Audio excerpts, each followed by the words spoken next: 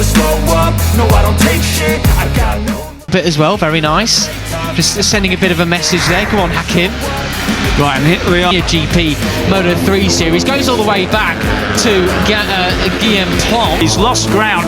It messed up his corner speed and his drive out of the corner. So he's obviously again down the back straight again. It's still Hakim at the inside, but it's now Uriarte that comes up the inside. Who's back again for a third season. Poor Bambi pushing the limit there because he got himself into a bit of a trouble in that tight left-hander. Side of Veda Pratama into second place. Just a lap and a half remaining now. Let's see. Christopher, who started third, finds himself in 11th. Yeah, and then that's no, you know. You say about Brian Uriarte, Pete. I mean, if there was anybody who had massive pressure on their shoulders coming into this year, if anybody's got a little bit up their sleeve, this is the time to show it. Time for a swig of water. It's not a bad place to be in normal circumstances, but when you started on the front row of the grid, you really hope for more. It's surely him, you know, runner-up in the championship last year, only just as we're seeing here. This is Veda lubricate the throat for what's set to be a grandstand finish again in Rookies Cup to start. Obviously. Yeah, absolutely. They are not working together and hunting them down, unfortunately. They're overtaking Danish there through one of the fastest sections of the circuit. It's off with the year, Peter. Come on, stick your neck out, have a swig of water, and then tell me who's going to win this one. Do you know what? It's now 3.8. The gap is Morelli, Speedway style slide. That really took a lot of bravery there. That did, and he did it beautifully. It's going to be Hakim Danish. It's going to be Veda. Rides it into turn 6 there to try and take back the 4th position from Carter. Didn't he? Absolutely superbly. But as I was saying with Uriarte, I mean, it's one thing to come in your... Who's going to do it? Paul Brian. Well, Brian Lilly proved us right. It could well be Danish. Good fight. What did you do, Peter? Thompson, he does. No plan B.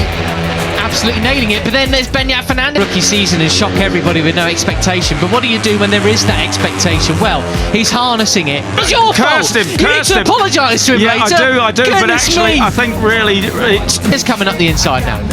Yeah, and as I say, they're all lapping a second slower than they did in... And he's doing very well with this at the moment. Well, that's right, and of course he was, you know, with Brian, who might have to apologise, because wasn't it Brian getting it all loose that put him offline anyway? But practice as well. Morelli was a second faster than that in qualifying. That incredible group of guys at the front of the cup last year, everybody except him has moved up. So that's pretty well lit for Pratama. Well, he came from that far back on the first lap, didn't he? There is your third position on the grid rider, Ramersdorfer then. To Moto 3, but he's still too young, even with the 1-year dispensation for being in the top 3 in the rookie. But it's a different tale now. On to the last lap then, it is, and it is Hakim Danish. Very easily identifiable, bright red helmet, Austrian flag colours. Rookies Cup. He's not old enough to ride in Moto 3, otherwise he'd be in the GPs now. So the leads with Brian Uriarte on his tail, and they are, how far are they ahead of... Thank you, Ramersdorfer, for making our lives a lot easier. Same goes... There is that expectation that he really should be a notch above these guys. They're over a second ahead of Veda Pratama. It's 2 seconds. For the likes of Christian Daniel Jr. as well. He's currently in 9th spot. He's got the big stars and stripes all over his... but you never know with Rookies Cup, do you? You turn up and someone else has taken a big... Seconds really off the lead, and that is going to be a tough thing to swallow. And I tell you what, this will be the biggest victory of Hakim Danish. The American red, white and blue as well, as you can see. But it is no plan B, Marco. The old step, and well, we're looking at 2 of them as well. Hakim Danish and Veda Pratama going with Danish's career, and that is the biggest commentator's curse of your career, Peter. Yeah, that's so right. How about Morelli, last year's winner here, that leads that group. Let's see if he can break away from them. Uriarte at the moment. This is really impressive from him, and the gap to 4th place is incredible. Did for him, didn't I?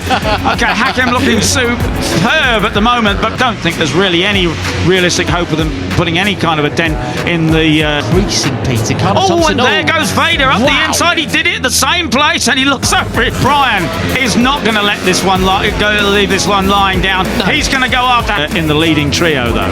Decent recovery for Singapong, who's actually off the back of this group we're seeing now. Brian looks over his shoulder. How dare you? How dare you do that to me? He's going to get in the slipstream through the fast right-handers onto the back straight, and it's going to be an out.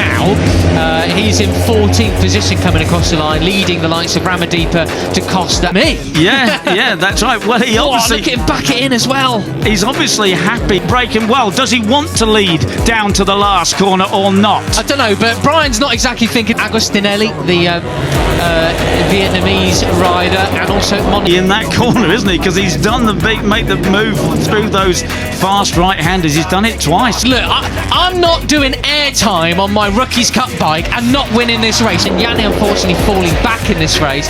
I wanted to give a shout out to Mon and Yanni because he qualified.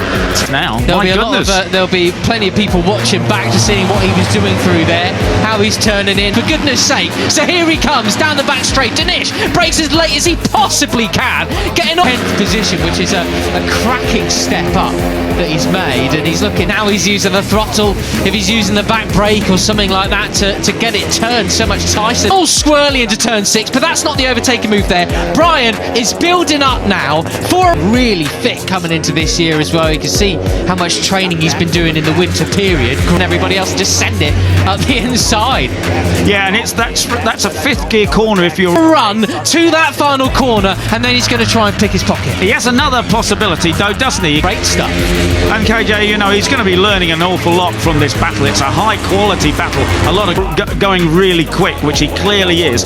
You know, often guys will go through there in 4th. You're coming out of this left-hander and into the right. That's an overtaking possibility, but of course you see great riders around him. You know, last year's winner, not least of which, of course, the number 95. You've got to know exactly what you're doing in 5th, and for him to do that, assumingly he did, set it up for a change when it comes down to the last corner. Is he going to go inside him? No, he's not. And he'll pick up a lot from this. A really good step forward, as you say, man.